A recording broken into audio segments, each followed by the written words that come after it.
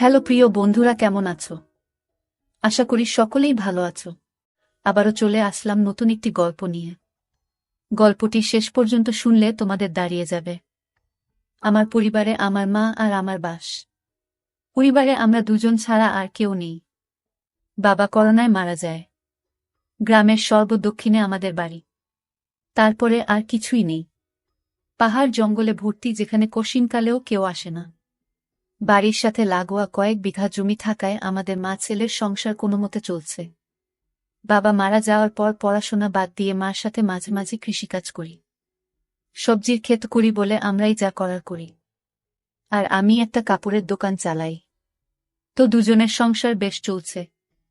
আমার বয়স ১৯ আর আম্মার ৩৬। ১৬ বছরে বিয়ে হয়ে ১ বছর পরেই আমি পৃথিবীতে আসি। আম্মার গায়ের রং প্রচণ্ড ফর্সা। শুনেছি নানিও নাকি ফর্সা ছিল, তাই আম্মার এমন। আম্মার শরীরের রঙের মতোই অপরূপ সুন্দরী তিনি। এমন চেহারার রূপসী নারী আর নেই আমাদের গ্রামে। কেউ বলবে না তার ১৯ বছরের সন্তান আছে। ২৪-২৫ বছর বয়সী বিবাহিতা নারীর মতো একদম। আমার সাথে আমার মনের প্রচণ্ড মিল। আমায় ভীষণ ভালোবাসে আম্মা। কখনো একটু বকাও দেয়নি জীবনে। বলে আমি তার সবকিছু। যাই হোক, আসল ঘটনায় আসি। আম্মাকে নিয়ে কখনো আমার মনে খারাপ চিন্তা ছিল না। সাধারণ মা ছেলের মতোই।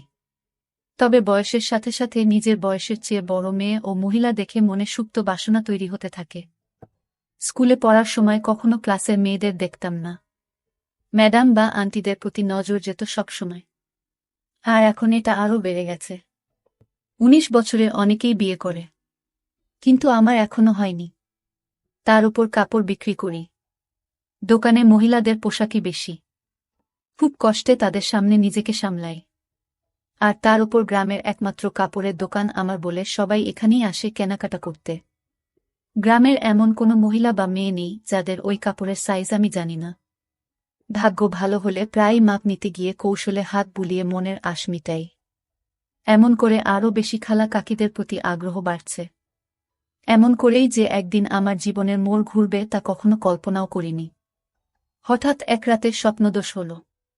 মা ছেলে দুজন মানুষ, তাই একটা ঘর দিয়ে চলছি আমরা। আম্মা আমার বিপরীত পাশে একটা খাটে ঘুমায়। আমাদের মাঝে চাদরের বেড়া দেয়া। তো উঠে বসে দেখি বিছানা একদম তলিয়ে গেছে ভিজে। লুঙ্গির শুকনো অংশ দিয়ে বিছানায় ভেজাটুকু কোনোমতে মুছে টয়লেটে গেলাম। টয়লেট শেষে ঘরে ঢুকতেই হঠাৎ চোখটা আম্মার দিকে গেল। আর চোখ আটকে গেল সেদিকে। শাড়ি উপরে উঠে পায়ের কিছুটা বেরিয়ে আছে। কিন্তু এইটুকু দেখে আমার চোখ আটকে গেল। নিজের অজান্তেই কেমন একটা ঘুরে হারিয়ে গেলাম। আমিও এগিয়ে আম্মার কাছে গেলাম। আম্মা গভীর ঘুমে আছে। নিঃশ্বাসের সাথে বুকটা উঠানামা করছে। আর কেউ যেন আমার বুকে ঢাক পেটাচ্ছে। মন ভরে অধীর আগ্রহে আম্মার রূপদর্শন করছি। হঠাৎ আম্মা আর মোড়া ভাঙতে লাগলো ঘুমের মাঝে। আমি দ্রুতে নিজের বিছানায় এসে শুয়ে পড়ি। সারা রাত শুধু আম্মার কথা ভেবেই পার করলাম। ঘুমাতে পারলাম না। অনেকক্ষণ পরে চোখ বুজলাম। সকালে উঠে উঠোনে গিয়ে দেখি আম্মা গরুর দুধ দোহাচ্ছে। আগেও দেখেছি, কিন্তু আজ চোখে পড়ল আম্মার পিঠ অনেকটা খোলা। মসৃণ ত্বকের পিঠ দেখে সাবানের অ্যাড করা নায়িকার সব ফেল।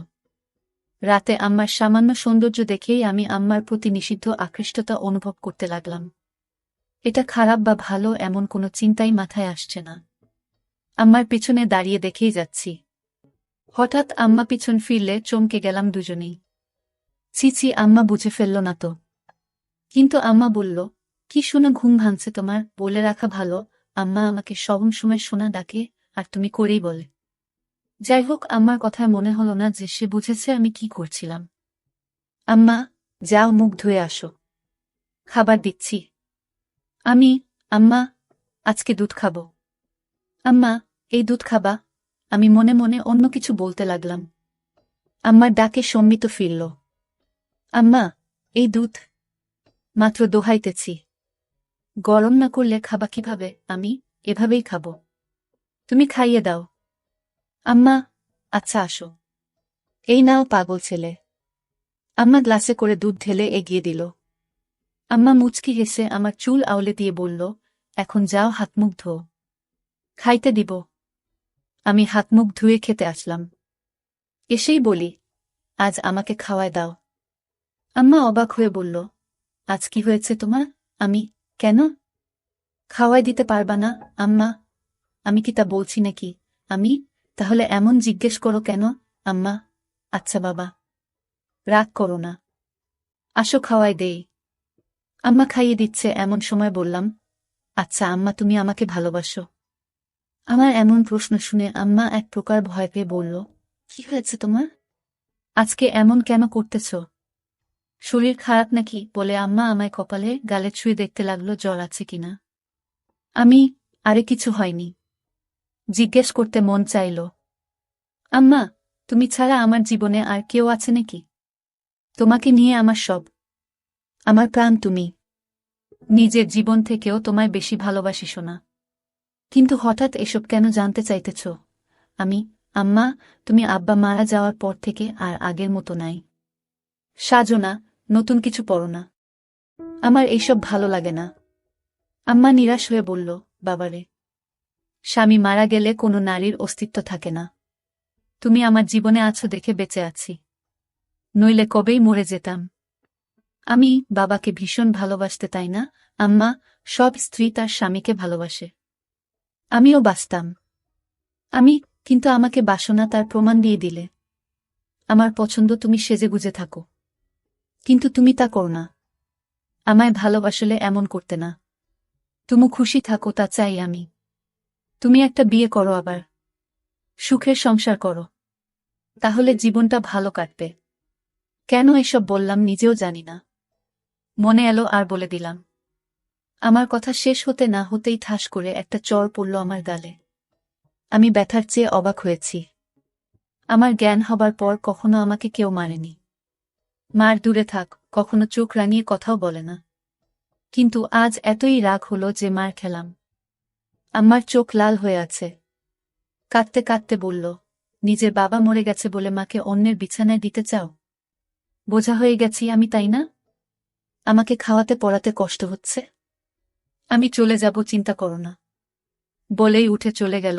আম্মা ও নিজের বিছানায় শুয়ে কাঁদতে লাগল। আমি উঠে তার কাছে গিয়ে হাজারো বার বোঝানোর চেষ্টা করলাম, কিন্তু আমার কোনো কথাই শুনল না। আম্মা, এখন আমার চোখের সামনে থেকে যাও। আমি আম্মার কথায় ভয় পেয়ে যাই। বের হয়ে যাই দোকানের উদ্দেশ্যে। রাতেও কথা বলল না। যে যার মতো শুয়ে পড়ি। হঠাৎ ঘুমের মধ্যে গালে নরম ছোঁয়া পেয়ে উঠে পড়ি। দেখি আম্মা আমার সামনে বিছানায় বসে। উঠে আমি সামনে বসতেই আম্মা চোখ জ্বলজ্বলে করে আমার গালে হাত বুলিয়ে বলল, ব্যথা করছে তাই না? আমি, আমাকে মা করে দাও আম্মা। আর কখনো বলবো না এসব। তুমি আমার কাছে মোটেও বোঝা না। আমি ভেবেছি হয়তো তোমার ভালো হবে, কিন্তু তুমি কষ্ট পাবে জানতাম না। আমায় মাফ করে দাও। আম্মার সাথে সাথে আমায় বুকে টেনে নিল ও বলল, সোনারে, আমি তোমায় ভীষণ ভালোবাসি। তোমায় ছেড়ে কারো সংসারে গিয়ে নিজের সুখ চাই না। তোমার বাবার পরে তুমি আমার একমাত্র সম্বল। আর কখনো এমন বলো না সোনা। আমি, আর কখনো বলবো না আম্মা। আমার উপর আর রাগ করে থেকো না। এবার মনের কষ্ট ও ভয় দূর হলে আমি মার সৌন্দর্যের উপর আবার আকৃষ্ট হলাম। পরদিন বিকালে বাড়ি ফিরেই আমি চমকে উঠলাম। আম্মার পরনে একটা সবুজ শাড়ি আর হলুদ ব্লাউজ পরায় চমৎকার মানিয়েছে। একদম সর্ষি ললনা লাগছে। আমায় দেখে মুচকি হেসে বলল, এখন ঠিক আছে তো? আমি, তুমি সত্যি আমার জন্য নতুন শাড়ি পরেছ আম্মা? নইলে কি অন্য কেউ আছে আমার? আমি খুশিতে আম্মাকে জড়িয়ে ধরি। আম্মাও সাড়া দিল। আম্মা, তুমি আমার জান। তোমার খুশিই আমার খুশি। তুমি নতুন নতুন সাজবে তা আমার খুব ভালো লাগে। আম্মা, বুঝেছি। তোমাকে এখন সুন্দরী একটা মেয়ে দেখে বিয়ে দিতে হবে। আমি, আর কখনো বিয়ের কথা আনবে না। আম্মা, সে কি? বিয়ে কেন করবে না? আমি, আমি শুধু তোমায় নিয়েই থাকব। আম্মা, আরে পাগল, আমি তো থাকবই। বিয়ে করতে তাতে সমস্যা কোথায়? আমি, আমার আর তোমার মাঝে অন্য কেউ আসতে পারবে না। আমি চাই না আমাদের মাঝে কেউ আসুক। আর কখনো বিয়ের কথা বলবে না। তুমি ছাড়া আর কাউকে নিয়ে আমি সংসার করতে চাই না। আম্মা আমার কথা মা ছেলের মমতাময় ভাব বুঝেছে। কিন্তু তা ছাপিয়েও যে আমি তার মন প্রাণ সব পাওয়াটা ভাবছি তা তো সে জানে না। আম্মা, আচ্ছা বাবা, আর বলবো না। আম্মা কিছুক্ষণ আমায় চেয়ে দেখল ও বলল, আচ্ছা যাই হোক। বললে না তো আমায় কেমন লাগছে? আমি, একদম পরি লাগছে।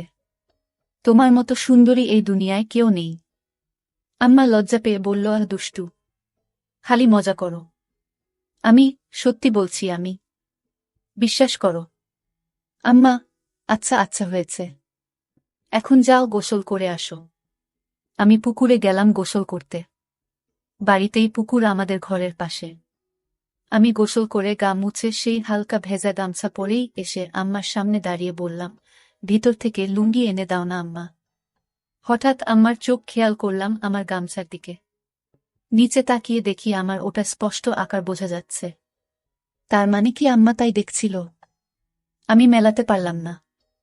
সেদিন রাতে হঠাৎ ঘুম ভাঙল একটা অদ্ভুত শব্দে। উঠে ভাবলাম আম্মার কাছে দেখি। দেখি বিছানায় নেই আম্মা। দরজা খোলা। হয়তো বাহিরে কোনো সমস্যা হয়েছে কিনা ভেবেই তড়িঘড়ি করে বাহিরে গেলাম। আম্মাকে ডাক দিলাম কিন্তু সাড়া নেই। হঠাৎ একটা শব্দ এলো গোসলখানা থেকে। পুকুরে গোসল করে আম্মা। তবে মাঝে মাঝে গোসলখানায়ও করে। তাই সেখানে এগিয়ে গেলাম দেখতে শব্দ খুঁজে। এগিয়ে যেতেই শব্দ বাড়ছে। হঠাৎ শব্দটা কেমন অদ্ভুত হল। বুঝতে পারছি না এমন শব্দ কিসের জন্য করছে আম্মা। এগিয়ে গোসলখানার কাছাকাছি যেতেই পর্দার ফাঁকে যা দেখতে পেলাম তা আম্মার প্রতি আমার ধারণাই পাল্টে দিল। গোসলখানার দরজা নেই। পর্দা লাগানো বলে সব দেখছি কিন্তু আম্মা জানেই না। আম্মা টিউবওয়েলের চোখা অংশের উপর বসে আজব কাজ করছে। শাড়ি পরা বলে তা দেখা যাচ্ছে না, কিন্তু বোঝা যাচ্ছে। কাজ সেরে আম্মা টিউবওয়েল থেকে নেমে গেলে আমি চুপি পায়ে ঘরে এসে শুয়ে পড়ি। চোখ বুঝে হালকা খুলে দরজায় নজর রাখি ঘুমের ভান করে, আর লুঙ্গি তুলে রাখি যেন দেখা না গেলেও আম্মার কৌতূহল বাড়ে। আম্মা ঘরে ঢুকল। দরজা আটকেই আমার বিছানার কাছে এসে দাঁড়াল। সে দাঁড়িয়ে থাকায় তার চোখে বাহির থেকে জানালার ফাঁক দিয়ে আসা চাঁদের আলোয় স্পষ্ট দৃষ্টি আমায় গিলে খাচ্ছে। ঘুমের মাঝে আমি আর মোড়া ভাঙার ভান করলাম। তাতে আম্মা তড়িঘড়ি করে চলে গেল নিজের বিছানায়। আমার মন খুশিতে নেচে উঠল আমার প্রতি এতই আকর্ষণ দেখে। কখন যে আম্মার কথা ভাবতে ভাবতে ঘুমিয়ে গেলাম বলতেও পারি না। সকালে ঘুম ভাঙতেই উঠে দেখি আম্মা এখনো ঘুমিয়ে আছে। কিন্তু অবাক করা বিষয় দেখি মাঝখানের চাদরটা সরিয়ে রাখা। আম্মাকে দেখে চোখ আটকে গেল। আমি আম্মাকে ডাকলাম। আম্মা উঠো। সকাল হয়ে গেছে তো। আজকে এতই সকাল হয়ে গেল উঠোনি যে? আম্মা ঘুম থেকে চোখ মেলে উঠে বসল। কিন্তু সামান্য বিচলিত নয় আমায় দেখে যে তার কাপড় ঠিক নেই। স্বাভাবিক গতিতেই কাপড় ঠিক করে বিছানা থেকে নামল।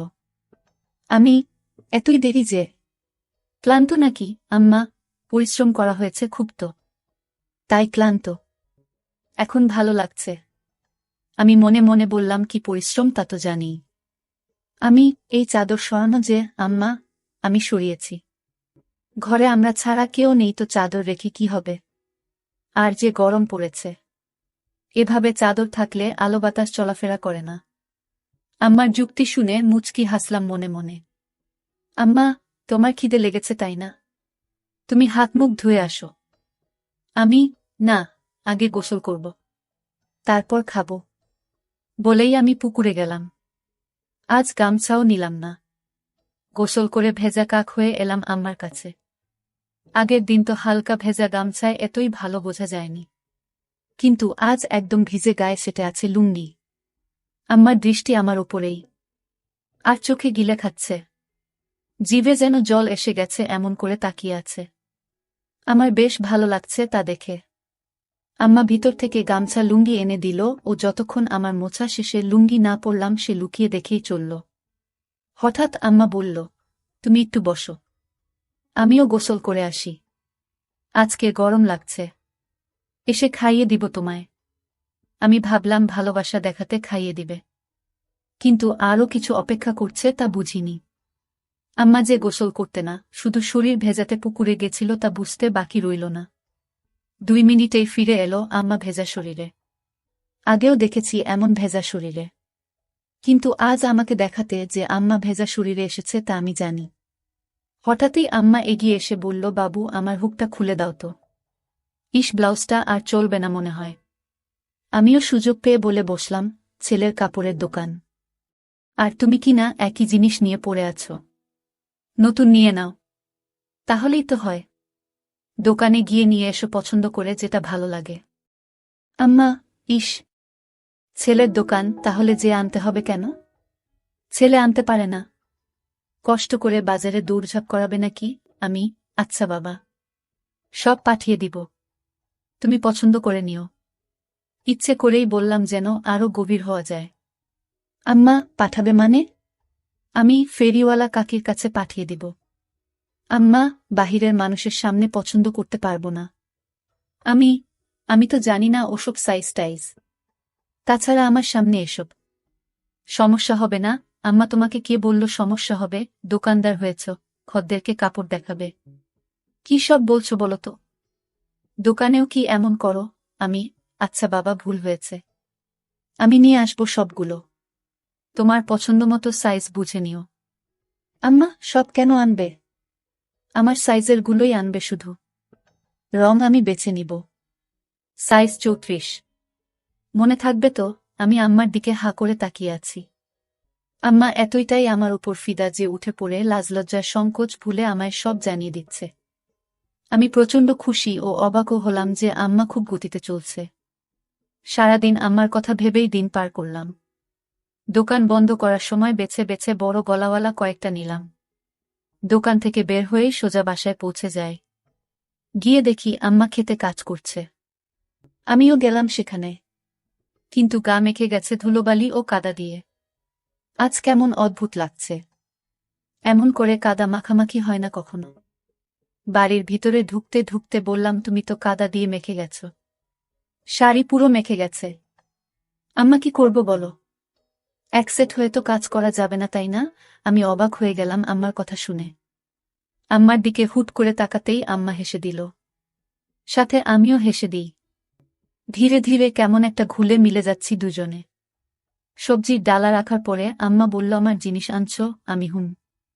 পরে দেখো, সাইজে না হলে পাল্টায় আনব। আম্মা বলল, সাইজ হবে। বিশ্বাস আছে তোমার ওপর। বলেই মুচকি হেসে চলে গেল ঘরে। আমি বাহিরে দাঁড়ানো। একটু পরেই আম্মা ডাক দিল। ভিতরে যেতে যেতে ভাবলাম মজার কিছু হবে। কিন্তু আম্মা আমায় হতাশ করল। আম্মার হাতে একটা হলুদ শাড়ি গামছা। আম্মা, তুমি একটু বসো, আমি গোসল করে আসি। বলেই আম্মা পুকুরে চলে গেল। কিছু না ভেবেই চলে গেলাম একটু পরেই পুকুরের কাছে।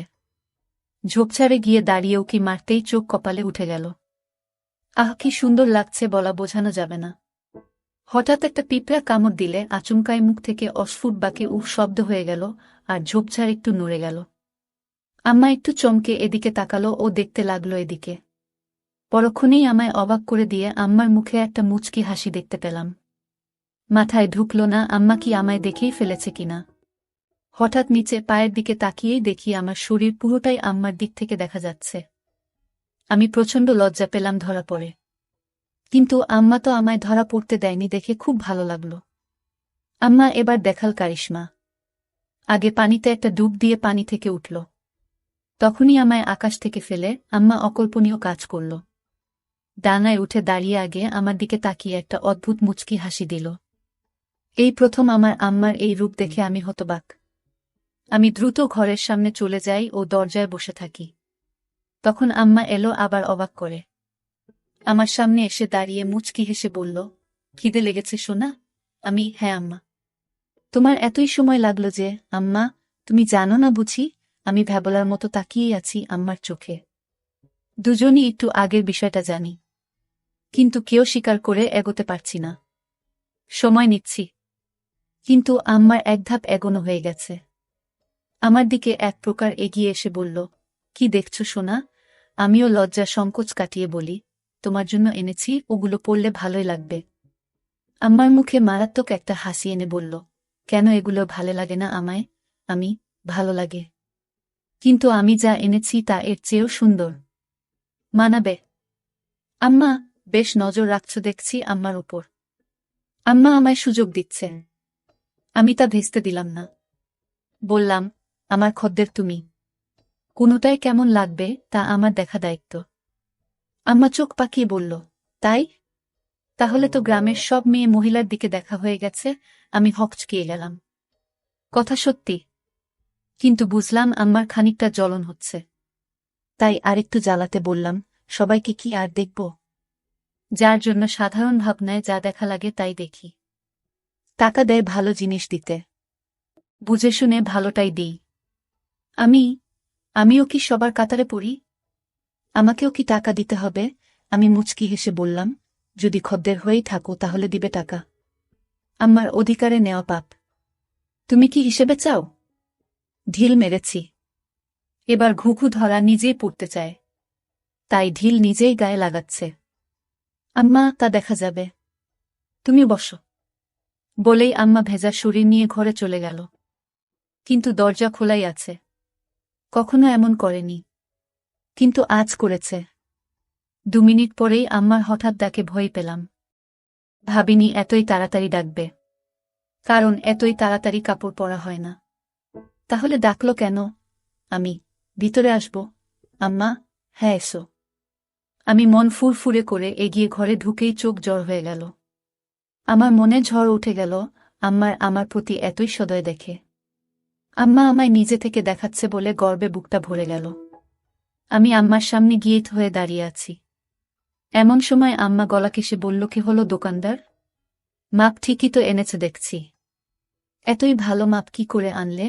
আমিও আমার সামনে খদ্দেরদের সাথে যেভাবে কথা বলি সেরকম বললাম, এত বছর ধরে ব্যবসা করি। জানব না আম্মা, অন্যদের তো মাপ নিতে হয়। আমার লাগলো না যে তোমার কি অন্যের সাথে যায়? তুমি আমার সামনে সবসময় থাকো। আগাগোড়া সবই তো দেখা আছে। কথাটা আচমকা বলেই ফেললাম, যদিও এখনই বলতে চাইনি। কিন্তু আম্মার মুখে তা শুনে দুষ্টু হাসি। আম্মা, যাক, ভালোই এনেছে। আমি, তোমার গায়ে ফিট হয়েছে তো? কোনো সমস্যা হলে বলো, অন্য সাইজ আনবে তাহলে।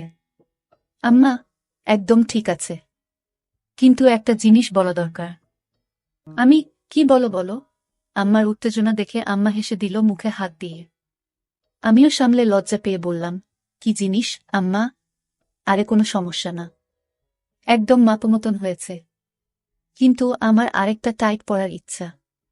মাপ তো তুমি জানোই, তবুও একবার মাপ নিয়ে নাও। আমি আমার প্রতি এতই আহ্বান দেখে মুগ্ধ। আম্মা তার গায়ে ছোঁয়ার সুযোগ করে দিচ্ছে। আমি এতই মুগ্ধ যে তাকিয়েই আছি। আম্মা, তুমি মনে হয় মাপ নিবে না? সরো, কাপড় পরে নেই। আমি, আরে না, এই তো নিচ্ছি। এক প্রকার দৌড়ঝাঁপ করে ফিতা এনে আম্মার সামনে দাঁড়ালাম।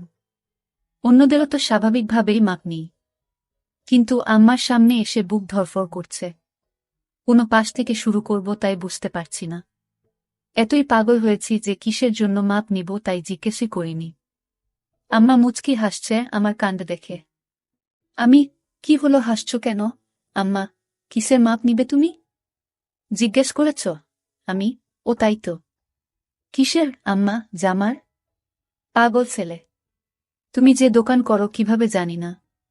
নাও, এই ধরো। বলেই আম্মা হাত দুটো দুদিক ছড়িয়ে দিল। আমি একটু ঝুঁকে পিছন দিয়ে ফিতা এনে বুকের উপর রাখলাম।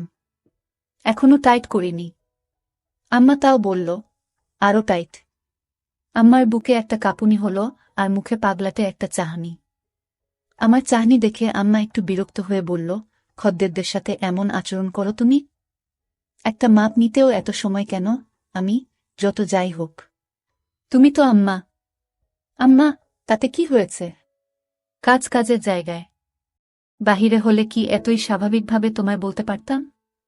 তুমি নিজের পেটের সন্তান, তাও যদি এতই রংচং করো। লাগবে না, যাও। বলেই আম্মা সরে যেতে নিলে আমি হাত ধরে বলি, আচ্ছা এসো, মাপ নিচ্ছি। কত রাগ করে গো আম্মা, নয়তো কি করব? বাহিরের মানুষের কাছে গিয়ে মাপ দিব?